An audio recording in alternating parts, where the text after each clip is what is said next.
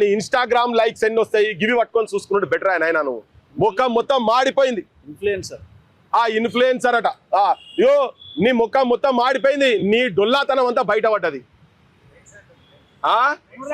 Hello friends అని ఇప్పుడు ఇంకేమో బ్రో అంటాడు కావచ్చు. పాస్ తయారైతాం ఇటు సగం కొట్టించుకొని ఇప్పుడు ఏముంటుందో మళ్ళీ జెన్జీ అనగానే ఇవన్నీ ఉంటాయి కదా. సో నేను భగత్ సింగ్ వారసులకు, భారతదేశ యువతరానికి, తెలంగాణ యువతరానికి చెప్పేది ఏంటంటే అమరుల త్యాగాలు వృధా పోనీయకండి. తెలంగాణ ప్రజలు, భారత ప్రజలను మరోసారి దగా కానీయకండి. ఇవాళ కాక్రోచ్ పార్టీలు రాజకీయాలకు రాము అంటున్నారు. ఇంతకుముందు రఘు అన్నాడు మీరు సంఘం పెడతారా, పార్టీ బరాబర్ రాజకీయ పార్టీ వస్తుంది. తెలంగాణ క్రాంతి దళ్ రాజకీయ పార్టీగా మారబోతున్నది, మారుతుంది అంతనే. ఇది బండా గుర్తు పెట్టుకొని ఊర్లలో తయారు కాండ్రి. ప్రజా గుండె సవ్వడులకు ప్రతిరూపాలు కాబోతున్నాం తెలంగాణ క్రాంతి దళ్. చాలా ఉద్యమాలు జరిగినాయి ఇక్కడ.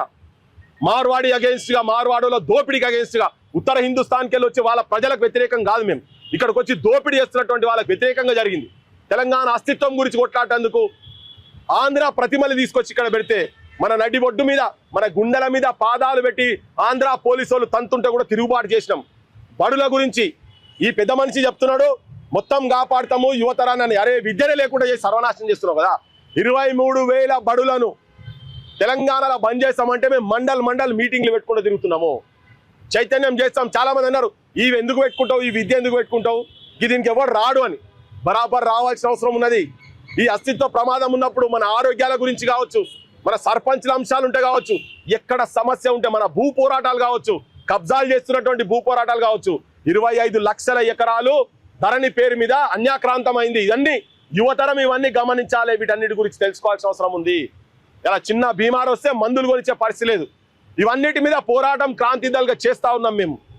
తెలంగాణ సమాజాన్ని కూడా మొత్తం ఒక్క దగ్గర తీసుకొచ్చి దీన్ని ఓట్లు కాదు, మేము ఓట్ల కాడికి రాము అంటేనే తెలంగాణ కూడా ఉద్యమంలో మా ఓటలో ముచ్చడి మంది తిరిగినాం.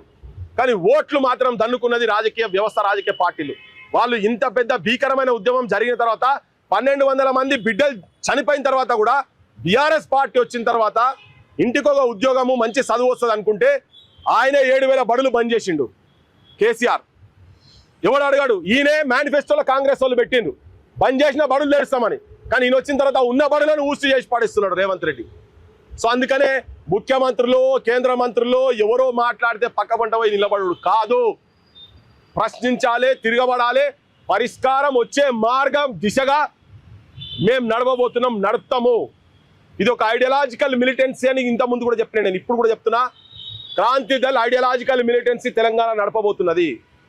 మొన్న కూడా నా జో డర్గయా సో మరగయా అని. ప్రైమ్ మినిస్టర్ చచ్చిపోయింది, అయిపోయింది. ప్రైమ్ మినిస్టర్ ఆలోచన ఫిజికల్గా బతికుండొచ్చు, మానసికంగా ప్రైమ్ మినిస్టర్ను భారతదేశ యువతరం మొత్తం చంపిపడేసింది. ఆయన చేసినటువంటి దుర్మార్గాలన్నీ ఒకటెనుకోటి బయటికి వస్తున్నాయి. మనకెవరికి గట్టు పంచాయతీ లేదు, కూడా పంచాయతీ లేదు ఎవరితో.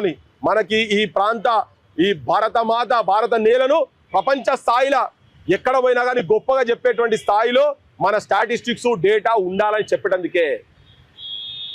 సో తెలంగాణ ఒక రాజకీయ పార్టీగా రాబోతున్నది, ఇట్లా క్రాంతి దళ్ ఒక రాజకీయ పార్టీగా రాబోతున్నది.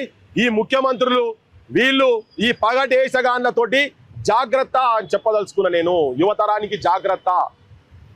ఒక్కటే ఆయన నిజంగా చేయదలుచుకుంటే ఇప్పుడు మేము అన్న డిమాండ్స్ చెయ్యాలి. నువ్వు 21 ఏళ్ళ చెప్పినావు కదా, పెట్టు. 2 నెలలు 3 నెలల యూనివర్సిటీలో రిక్రూట్మెంట్ చెయ్యి. మొత్తం ఏదైతే బంద్ అయిన టీఆర్ఎస్ గవర్నమెంట్లో ఉన్నప్పుడు బంద్ అయిన బడులన్నింటినీ తెరువు. నువ్వు చెప్తున్నావు ప్రైవేటీకరణ కేంద్రం నుంచి మొదలు పెడితే ఇక్కడ దాకా పాకింది.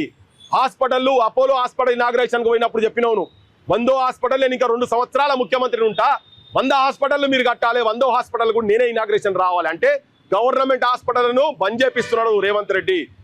రాహుల్ గాంధీ ఢిల్లీలో ఒక మాట, ఎలక్షన్స్కు ముందు ఒక మాట, ఎన్నికల తర్వాత ఒక మాట.